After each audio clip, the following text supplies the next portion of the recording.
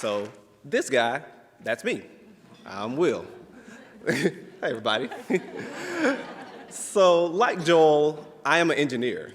And I've used the Joel test before to evaluate a particular team a particular team that I was interested in working for. I really like it. But there's a pretty striking difference between myself and Joel. I'm black. So that tends to shape and inform and change how I'm viewed and move within the world versus someone like Joel. And the same can be said for other members of underrepresented groups and communities in tech, whether that be women, Latinx, LGBT, or people with disabilities. So when we're evaluating a different team or company that we're interested in working for, we may have some additional concerns that fall outside of the scope of the Joel test that we have to consider. So I'm looking to fill that gap today with the Will test. So the Will test is an analog to the Joel test, designed in the same manner that it should be completed within a couple minutes, and each one of the responses should be answered with a yes or no question. And it's intended to evaluate the culture and inclusivity of a team. So what we're going to do today is walk through each of these 9 points fairly quickly. Admittedly, a lot of these are highly personal to me. But also, this is Stroud, it's a data conference, so I try to include a couple data points in there. So we're going to talk through each one of them. And I actually encourage everyone to even score your own company as we're going through. Because once we get to the end, we're going to actually look at our grading rubric with some little special surprises in there. And before we go, each one of these are kind of like in sub-blocks. So we have some that are kind of evaluating company structure. We have some points that are evaluating how conducive a company or team is to maintaining your well-being. And then we're also looking at hiring and retention practices. So let's start looking at the points. So the first one, are there any minorities or management and leadership? So there's been a lot of talk about increasing, the number of minority engineers within various companies, but a lot of times the conversation ends up focusing around, entry-level, mid-career people.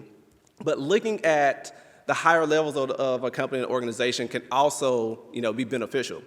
According to a report from the Center of Investigative Reporting in 2017 that looked at the 177 largest tech companies, only 1.5%, the people in management of those companies, only 1.5% were black men, and only 0.9% were black women. That's at the management level. But then if you look higher up at the executive level, this number falls even further, where it's only 1% black men and 0.4% black women. So those numbers are really dire. And looking at those, the upper levels of those companies, those are the people who are in position to help shape culture and shape the inclusivity of a company. So that's one point that you can use as an evaluation. The next thing is, are org charts and titles clearly defined? There are some companies that favor more of a flat organization, more kind of ambiguous titles, which in itself is not inherently bad, but it can introduce ambiguity. Ambiguity is rarely beneficial for underrepresented communities, because anytime you have ambiguity, it also allows unconscious bias and outright discrimination to creep into the process. The next point is the path to promotion clearly defined. Similar to the last point, that we want to try to remove as much ambiguity as we can as possible. Having well-defined responsibilities in your current role, as well as having those defined responsibilities in the next role on the career ladder, whether that's as an IC or going into management, can help even the playing field and remove politics from the promotion process. Is there an internal mentorship program? So I'm up here, trying to be honest and forthright as I can be. If we're, just looking at it and being truthful, a lot of people who are in positions to be the most effective and maybe the most beneficial managers, or beneficial mentors, are older white men. The people who are, who could benefit the most from that mentorship tend to look nothing like them. So there can be some, kind of barriers between more informal relationships forming. Now, true enough, it can feel a little stilted to have a more formal program, but it also reduces some of those social political barriers that prevent the relationships from forming in the first place. So that was kind of the company structure factor. So now we're going to look at a couple points as far as maintaining your well-being within the company. And the first one is there clearer access to mental health resources. So there was a survey in 2016 by the Blind app where it said 57% of engineers surveyed self-reported that they were experiencing some form of burnout. Now, burnout can happen to anyone, but from people from underrepresented communities, when you add in things like microaggressions and imposter syndrome, that tends to compound the effect. So having clearer access to mental health resources is becoming more and more vital when evaluating whether a company is good to work for. Is there an enforced code of conduct? Now, enforced is the key word here, because I think most public companies tend to have, a code of conduct, but a lot of times it can be very lax, not well-defined, and not enforced. So the thing is, having well-defined, acceptable behaviors and deterministic consequences when those behaviors and those rules are broken can help create a more inclusive environment. We don't want any side effects here. So those were for the points of trying to maintain your mental health. So now we want to look at a couple points with diversity, hiring and recruiting and retention. So does the team recruit through diverse channels? So a lot of times we hear about the pipeline problem. We've heard it, beat to death. I tend to think it's a little bit overblown. A lot of companies like to recruit from certain schools, and that's fine in most cases because, a lot of those, quote-unquote target schools tend to produce, high-quality engineers. But when they do that and yet tout they can't find people from, diverse backgrounds, then what do they expect? You can't catch fish in a desert. So you got to expand your scope. So beyond just recruiting at HBCUs or other colleges that may have a larger pool of diverse candidates, there are also other ways to source diverse talent.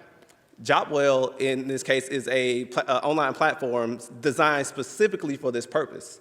And even beyond that, there are several annual conferences, just to name a few, the Tapia Conference, Grace Hopper, the NASB Conference, and Afrotech, that annually brings together thousands of engineers from diverse backgrounds who are looking for new positions. So if you're not represented at any of those places, you're really not trying that hard.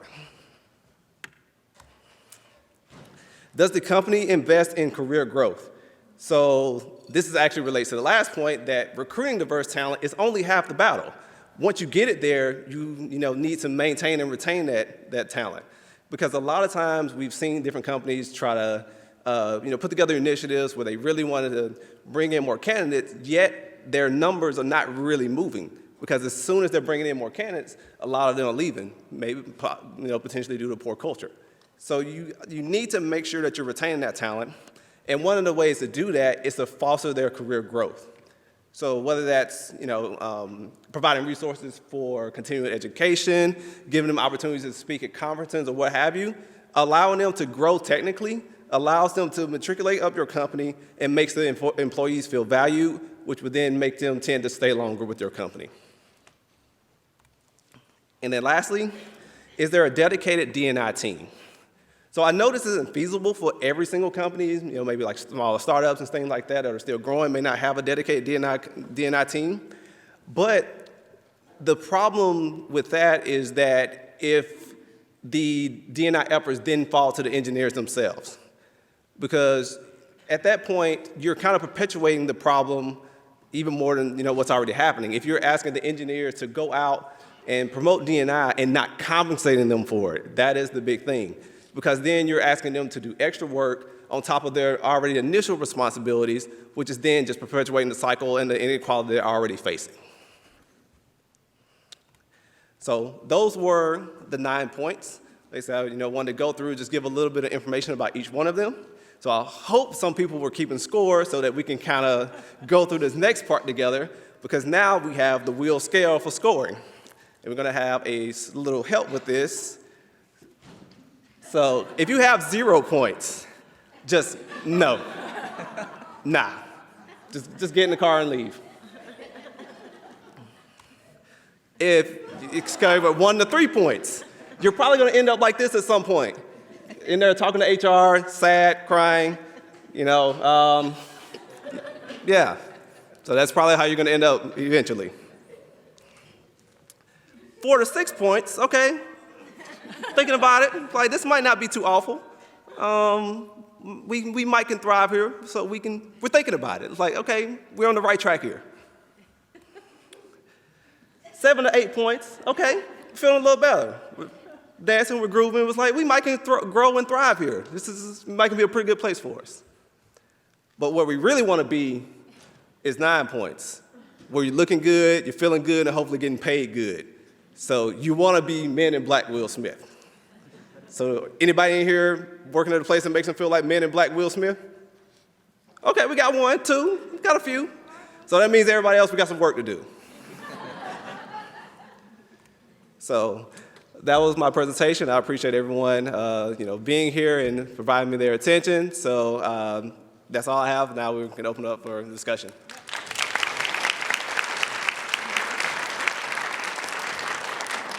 We have a mic right there, Danielle. That was a really good presentation. Thank you. And I've also I'm a front-end web developer, and I've also kind of come to similar conclusions as you. And I've bounced around a lot in startups and just never been able to make it work in startups, even though it's where all the exciting stuff is happening. But based on your scale, I noticed that at 90% of startups, the first 4 of your criteria are just out the window. Yeah. They're not. There's no structure. There's no clear ways to advance. So I don't know. What are your thoughts on startups? So I guess I should preface a lot of this by saying that I'm not presenting a bunch of solutions, because if I was presenting solutions, then people should be paying me for that. But just to touch on that question, I understand with startups, things are designed to move faster and breaking a lot of things. But if you're doing that, you also need to take into account the people that are working for you. Like, I know the whole name of the game is hypergrowth and things like that. I know the whole name of the game is hypergrowth and things like that, but it provides them the opportunity to build in an inclusive culture from the ground up. If they're not doing that from the start, then it's going to be, them putting Band-Aids on it, until they get to a point where more than likely it's going to be a lawsuit, and then, then they have a bigger problem on their hands. So yes, it can be harder for them to do that from the beginning, but it also gives them a chance to build that into their company from the very start. Yes. Don't overcomplicate it. Make it simple. Start with a conversation. Conversation with your peers, conversation with your managers. You can start with there. So don't overcomplicate it. So these are my concerns. Bring it to the manager's positions, to your attention, and then start there. If nothing happens, then you can take it a different route. But that would be my suggestion. Start, especially in a smaller company where you're not fortunate to have a D&I team like we do. Walmart's kind of big. I don't know if you all have heard of Walmart. So we're fortunate enough that we do have a dedicated D&I team like myself. But especially in a startup, start the conversation. Start asking the questions, attending these conferences, learning all those resources, connecting with all the people. So I'm happy to connect with you offline if you want me to. Hi, my name is Erin. Shameless plug, I'm doing a book signing for my O'Reilly book. Tonight at 5:50, it's on augmented and virtual reality, so please check it out if you want to get a free book. Great presentation. I love the Will Smith memes. So my question actually has to do with like the 80-20 sort of breakdown that like Google offers. So I founded 2 nonprofits. One is focused on women in emerging tech, called ARVR Academy. The other is for Filipino Americans in STEAM, called Faster. And so in that process, I've found so many groups that may or may have senior executive sponsorship, may or may not have full-time diversity inclusion staff. But what I find is, I'm growing this nonprofit as not my full-time job. It's on the side. Eventually, we want to hire staff the way that Code 2040, folks in the Latinx community, all other people of color communities have been built. But what I notice is that huge gap of some folks don't necessarily have, I think at Salesforce, their Asian American group where the Filipino group subgroup is located, they have something like the 1% rule where it's like all of their proceeds go back to Salesforce.org nonprofit. So if your 9-to-5 job is paying you to do diversity inclusion work part of the time, outside of, say, engineering, then that's great. But I also have a lot of other folks who want to be involved where I see representation burnout, or they don't have necessarily, that form of support. So maybe my question to you is like, how do you advocate for that? And then maybe I'll talk offline with some of you all on strategies, because I think just seeing the disparity, because not everyone is so lucky that they work at Google that 20% of their job, can be diversity inclusion projects. Right. How do you encourage other companies to, sort of support D&I with that level of support? Yeah, so if I understood correctly, you're asking how not only can they support their engineers, but also just a larger community outside, whether it's like a nonprofit that the engineers care about, if I understood correctly? If it's like actually integrated into their 9-to-5 job, so that it's like a percentage, right? Because that's not necessarily the case for most companies like Google. Right. Okay, yeah. Again, I mentioned at the beginning that a lot of stuff was very personal for me. If you're gonna ask, those engineers or whoever to participate in those things, if you can't outright, compensate them as far as adding another title to them, then it needs to factor into their performance appraisal. So that needs to, if you claim to care about these initiatives, and then because if you bring someone from the outside in, you're gonna pay them, right? You're not gonna bring anyone in and do that volunteer work. Most of the people, these consultants or whatever are gonna be paid. But if you're expecting your employees to contribute, don't make that as a deterrent or don't penalize them for that when it comes, performance appraisal time. Make sure that factors in to their overall job performance. That's one way I think that can be improved upon. That if you really care about it, then make it a part of your job goal. Make it part of your performance plan. Thank you.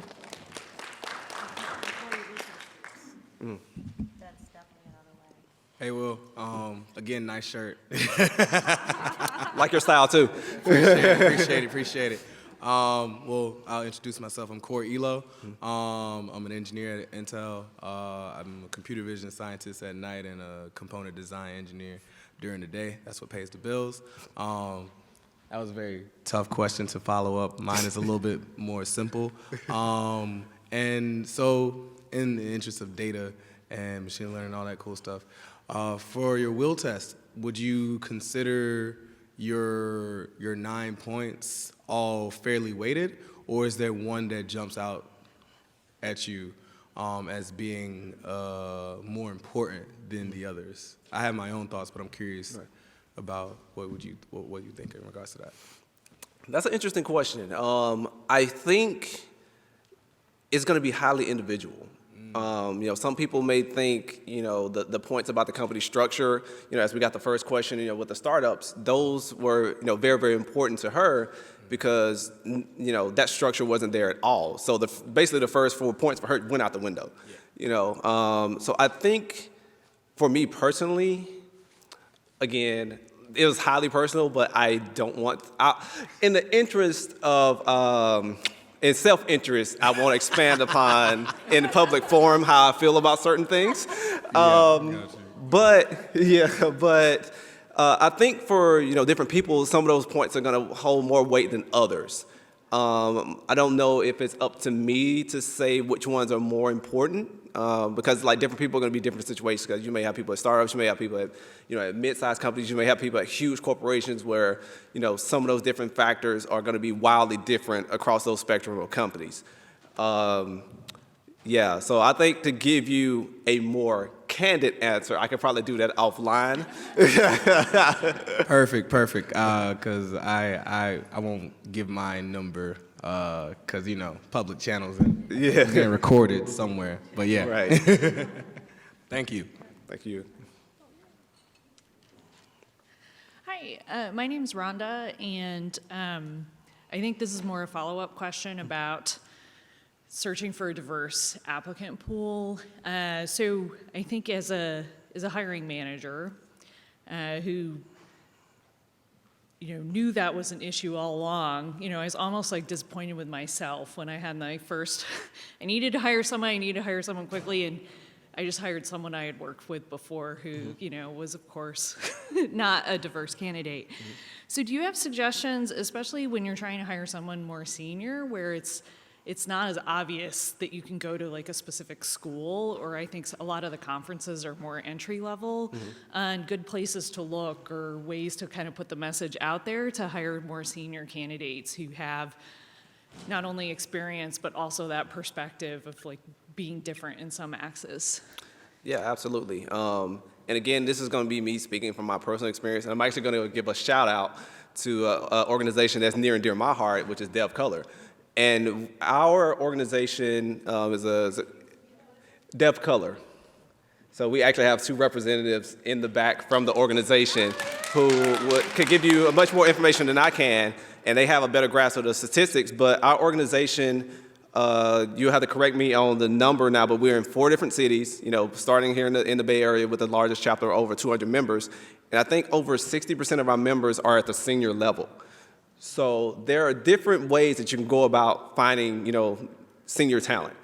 And truth be told, those conferences that I've mentioned, I've personally seen it and personally kind of been a part of it, where there have been poaching across, where one person could be there recruiting for their company, they're stationed next to another company, it's like, hey, nudge, nudge, so that happens too. But Dev Color is definitely one great resource if you're looking for more experienced candidates, because we have a large pool of more senior engineers. So that's a concrete example. I don't know if there's other companies, other organizations out there that are analog to Dev Color, but that is definitely a starting point that I can directly point you to. Yeah, these networking lunches, I guess, is another good place. And if anyone has any resources to share, please do. I would say that that's like Will was saying, it's so important to not just have one strategy. If you really want to diversify your team, coming to stuff like this and making sure that. I was just saying, like Will was saying earlier, it's really important to not just have one strategy, that you want to kind of try all sorts of things, like coming to stuff like this. And, I go to women meetups all the time for web developers, and I meet other people there, and we connect. And sometimes there's just, you're a standard white guy at the, that comes regularly though, because he's trying to make sure that he has access to this pool of talent that is, to help diversify. So, yeah. I also wanted to, suggest it's attending these luncheons and networking these conferences. Network, talk to people. We actually, this is the first time I'm meeting Will and his wife, and we found out we had a common interest. And the next thing you know, we're talking on and on and on, and sharing pictures about it. We won't share that. We can share that offline. This is being recorded. But with that said, you just never know. You just never know who knows who. And use that network. And, I won't even get into the whole, top 5 schools and all that stuff. We're changing our whole, recruiting strategy. But using your network, just asking around, because they may actually have somebody they can refer to you that looks like them, if that's what you're looking for. So utilize these lunches, go to these networking, LinkedIn. It's really key. So I'm all about simplifying the process. So. So I'm looking for a senior data scientist in the There you go. Boston area, and I work at a company that scored very high on the Will score. Closed mouths do not get fed. That's it. Great. All right. Thank you, everyone. Continue to network.